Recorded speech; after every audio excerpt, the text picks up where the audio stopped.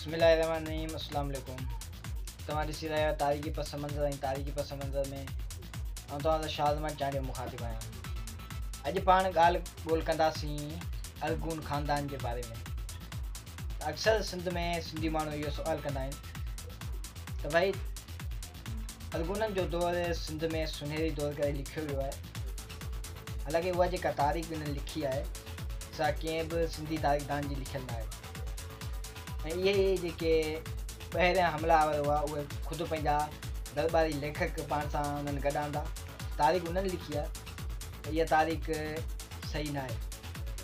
असल तारीख़ जेका आहे हिते पर्दो पयलो ऐं अॼु असां इन अलगूननि जो पर्दो फाश कंदासीं। त अलगून असल जेको आहे सो तुर्किस्तान जा रहवासी हुआ। जॾहिं तुर्किस्तान में जंग थी त अलगून उतां निकिरी उन्हनि अची जेको आहे सो कंधार ते कब्ज़ो कयो। कंधार हिकु इलाइक़ो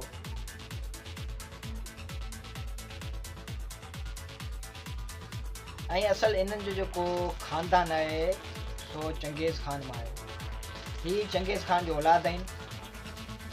शाह बेग अलगून कंधार जो जॾहिं हाकम मुक़ररु थियो, जॾहिं उन कंधार ते मुकमिल कब्ज़ो करे वरितो त शाह बेग अलगून सिंध ॾांहुं लश्करकशी कई।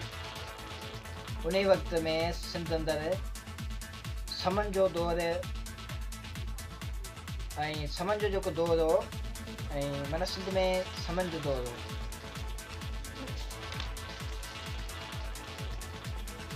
समन जी सिंध अंदरि हुकूमत हुई ऐं शाह बेग अलगून समन जे आख़िरी हाकम जाम फेरोज़ खान हुकूमत खसे संदसि उन खे जेको इक़्तिदार खां हटाए पाण सिंध जो हाकम थियो। जॾहिं अलगून सिंध जा हाकम थिया त हिननि सिंध में हिकु अज़ाब बर्पा करे छॾियो ऐं अहिड़ी हिननि सूरत पैदा कई जो सिंधी क़ौम खे बग़ावत करणी पई ऐं इहे सिंधी क़ौम भागी ठही। त हमेशह जेको आहिनि सो सिंधी क़ौम जेका आहे सा मज़लूम रही आहे। उन ते काफ़ी हुकुमराननि हुकूमत कई आहे ऐं उन्हनि सां ज़ुल्म बि कया आहिनि। त काफ़ी माण्हू जेके आहिनि से इन इहो सवालु कंदा आहिनि त जेके बि ॿाहिरियां हमलावर आया उहे माण्हू जेके हुआ सो भला हुआ ऐं हिते जी जेका सिंधी क़ौम हुई उहा तमामु इंतहाई ख़राबु हुई। लेकिन ईअं न आहे। हाणे जेको ॿियो हमलावर कंहिं ॿिए मुल्क ते हमिलो करे त उहो चङो मुड़ुसु न आहे।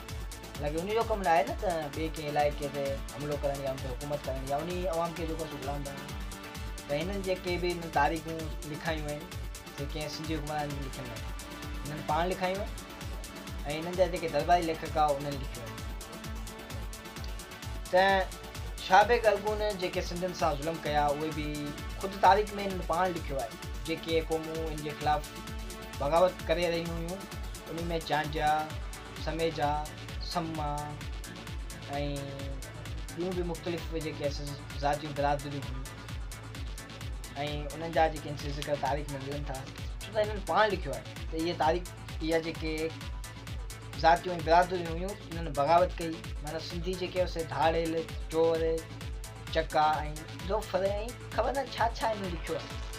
जेकॾहिं तारीख़ में ॾिसजे त हिननि सिंधियुनि खे बाग़ी करार ॾिनो आहे, चोर करार ॾिनो आहे, धाड़ेल करार ॾिनो आहे। ज़ाहिर आहे हाणे जेकॾहिं को ॿियो हमलावर जॾहिं कंहिं जे मुल्क ते हमिलो कंदो त ज़ाहिर आहे उहा अवाम ऐं उहा फ़ौज पंहिंजे दिफ़ा लाइ विढ़ंदी, बग़ावत बि कंदी। पर हिननि जेको सिंधियुनि जो क़त्लेआम कयो उहो बि हिननि तारीख़ में सुनहरी अखरनि में लिखाए छॾियो आहे त हीअ माण्हू जेके असां क़तलु कया ऐं हीअ माण्हू जेके बग़ावत करे रहिया हुआ असांजी मजबूरी असांखे क़तलु कयो। अरे भई तव्हांजो कहिड़ो कमु हो जो तव्हां अची माण्हुनि खे क़तलु कयो? तव्हां त हिते जा हुआ ई न, तव्हां हिते जा रहवासी कोन हुआ, पोइ तव्हां ॿाहिरियां हमलावर हुआ। तव्हांजो कहिड़ो कमु हो त कंहिं ॿिए जी जेका सो ॿी हुकूमत ॿिए जे मुल्क ते हुकूमत करणु या ॿी कंहिं क़ौम खे ग़ुलाम करणु तव्हांजो कमु त न हो। लेकिन हमेशह सिंधी क़ौम खे इहो पढ़ायो वियो आहे। अलगूननि जी तारीख़ जेका आहे लिखियलु उहा पढ़ाई पई वञे ऐं उहे उन तारीख़ ते यकीन कनि पिया त असांजी सिंधी तारीख़ न आहे।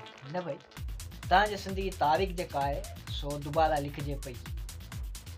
असां इन ई कोशिशि में आहियूं, असांजा तारीख़दान इन ई कोशिशि में आहिनि त हिन जो असली जेको आहे चहिरो, जेके ॿाहिरियां हमलावर हुआ उनजो असली चहिरो तव्हांजे साम्हूं आणिजे। पर हिननि जेको आहे सो हमेशह सिंधी क़ौम जी जेका आहे सो बुराई कई आहे। हिननि ही चङा माण्हू हुआ, हिते जा जेके मकान माण्हू हुआ उहे बुरा हुआ। त हिन तव्हांजे दोस्तनि खे हिकु नंढी गुज़ारिश आहे, असांजे यूट्यूब चैनल खे सब्सक्राइब कयो ऐं वीडियो दोस्तनि में वधि खां वधि शेयर करियो। हे असांजो चैनल जेको आहे सो नओं आहे, तव्हां खां जेतिरो थी सघे ओतिरी तव्हां सपोर्ट कयो। त वरी मिलंदासीं हिकु नए दिलचस्प मालूमाती वीडियो में। उहो हूंदो जेको आहे सो गुननि जे बारे में, वरी थोरो मुख़्तलिफ़ हूंदो। सो इन में ही जेको आहे सो इन्हनि जो दौर जेको आहे सो तमामु घणो वॾो आहे। हिकिड़े वीडियो में इनखे मुकमिल नथो करे सघिजे, त असां ॿियो पार्ट बि ठाहींदासीं। त इन वीडियो में तव्हां खां वठंदासीं इजाज़त। अल्लाह हाफ़िज़।